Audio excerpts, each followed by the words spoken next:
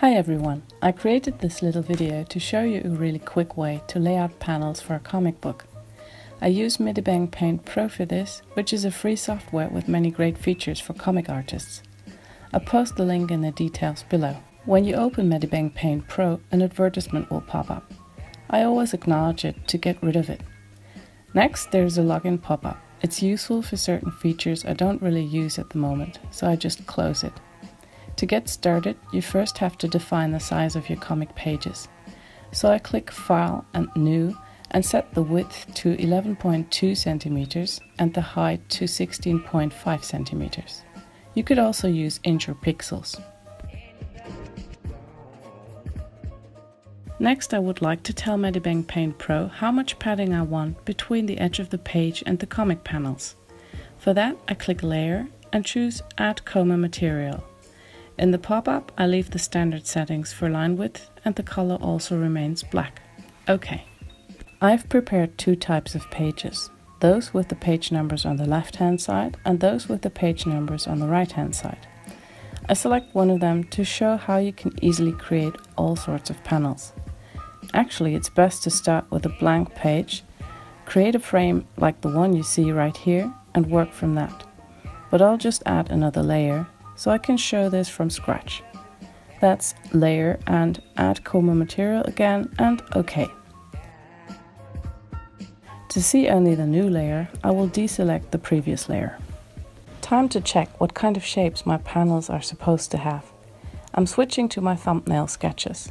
I plan for a square broad panel at the top, then a round shaped panel in the middle and a square broad panel at the bottom. OK, here we go. The slicing tool, which automatically comes up if you choose to create a page frame, allows you to click on one side of the frame. Keep the left mouse button pressed and move your mouse to the other side, and it will slice your panels neatly, horizontally or vertically. You can do diagonal splits also if you press Shift in addition. Now there's a really useful function called Snap up here, and you can select it in the toolbar to the left. There are several patterns to choose from, and the blue circles are what I'm looking for right now. If you want to define where the circle will be placed on the page, click the icon which looks a bit like a typical settings icon.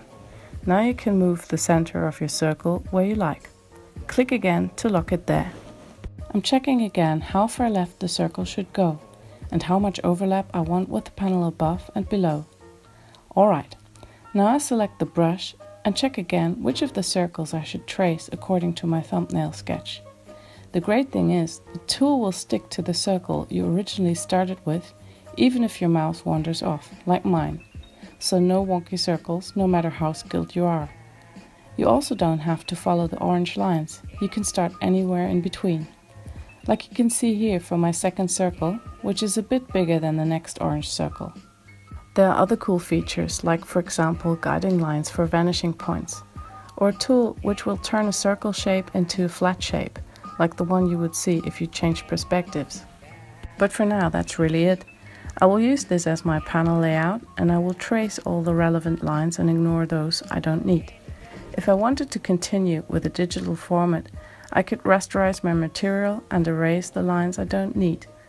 But since I prefer to work with pencil and paper mostly, I'll just save this as a grayscale PNG file, except this will merge all my layers and print it out for tracing. It saved me a lot of time, so I hope you might find this useful too. Many thanks for watching.